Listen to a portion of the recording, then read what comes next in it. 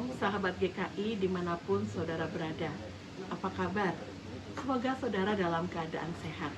Senang sekali kita dapat berjumpa kembali dalam Sapaan Gembala GKI bersama saya Dina dari GKI Banyumas. Saudaraku, saat ini kita akan bersama-sama merenungkan firman Tuhan. Adapun firman Tuhan yang akan kita renungkan pada saat ini terambil dari Kitab Keluaran pasal yang ke-12 ayat yang ke-34. Saya akan membacakannya untuk kita bersama. Lalu bangsa itu mengangkat adonan sebelum diragi, dengan tempat adonan mereka terbungkus dalam kainnya di atas bahunya. Saudaraku, pernah nggak sih mendengar pepatah berakit-rakit ke hulu, berenang-renang ke tepian? Saudaraku, kalau kita melihat pepatah ini, maka makna dari pepatah ini bisa kita temukan pada kelanjutan pepatah tersebut, yaitu bersakit-sakit dulu, bersenang-senang kemudian. Saudaraku, namun realita nampaknya tidak selalu berjalan sesuai dengan apa yang kita harapkan. Mungkin ketidaksesuaian ini yang menjadi landasan bagi sebuah grup band bernama Jamrud yang kemudian membuat lirik lagu dengan berkata, berakit-rakit ke hulu, berenang kita ke tepian, bersakit dahulu, senang pun tak datang, malah mati kemudian.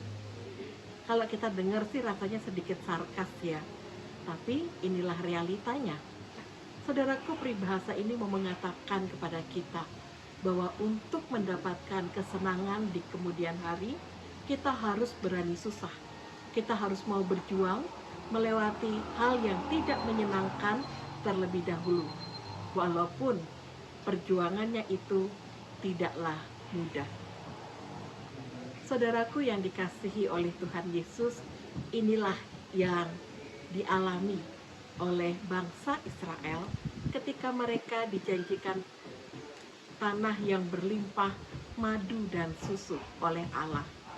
Tetapi untuk mencapai tanah ini, mereka harus mau bersusah-susah melintasi padang gurun, dan kepada mereka dijanjikan kehidupan yang lebih baik daripada kehidupan sebagai budak di Mesir.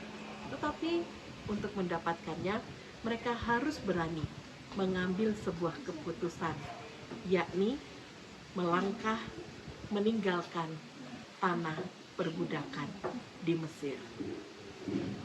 Apa yang terjadi dalam bacaan kita? Dengan terburu-buru, mereka harus meninggalkan tanah perbudakan menuju sebuah pembebasan.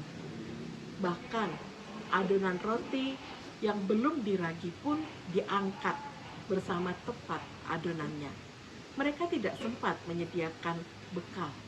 Adonan itulah yang kemudian dibakar menjadi roti bundar yang tidak beragi dan menjadi makanan mereka.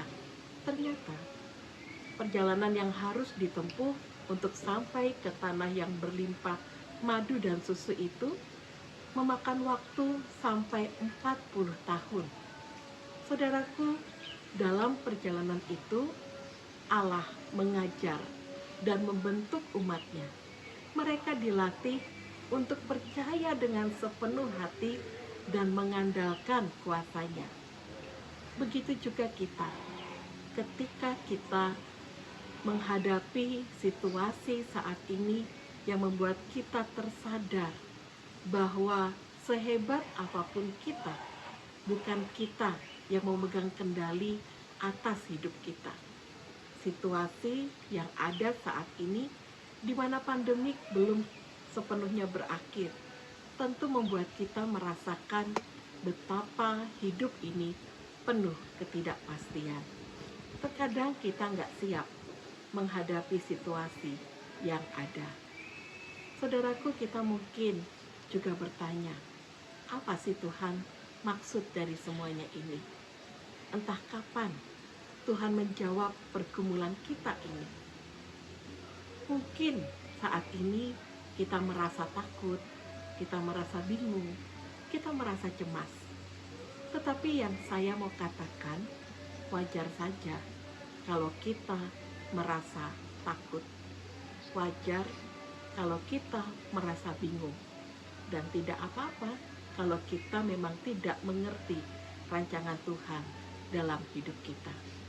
Yang bisa kita lakukan adalah percaya pada kuasa-Nya dan menyerahkan segala kekhawatiran kita kepada Tuhan. Bukankah Tuhan sudah berjanji akan memelihara kehidupan kita? Saudaraku yang dikasihi oleh Tuhan Yesus, terkadang jalan yang kita tempuh bersama dengan Tuhan tidak selalu enak. Tetapi percayalah, jalan itu akan berujung pada kebaikan dan kesenangan di dalam Tuhan.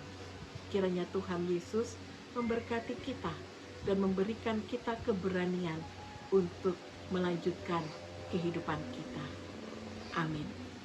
Mari kita berdoa. Sungguh Tuhan, kami bersyukur ketika saat ini Engkau boleh mengingatkan kami kembali bahwa tidak selalu apa yang kami alami dalam hidup ini semuanya baik dan baik-baik saja. Namun kami percaya Tuhan bahwa hidup yang bukan milik kepunyaan kami ini tetap ada dalam kendali Tuhan. Engkau telah menyatakan segala sesuatu yang baik dalam hidup ini, dan kami yakin bahwa Tuhan akan menyertai kami sebagaimana janji-Mu kepada kami. Kami mau menyerahkan kehidupan kami di dalam Tuhan. Biarlah Engkau yang terus berkarya, menyatakan kasih dan kehendak-Mu atas kami. Terima kasih Tuhan Yesus.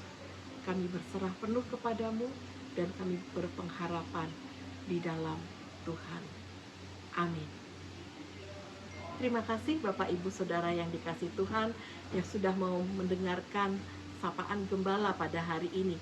Kiranya sapaan gembala saat ini boleh menjadi berkat bagi kehidupan iman kita semua. Tuhan memberkati kita. Amin.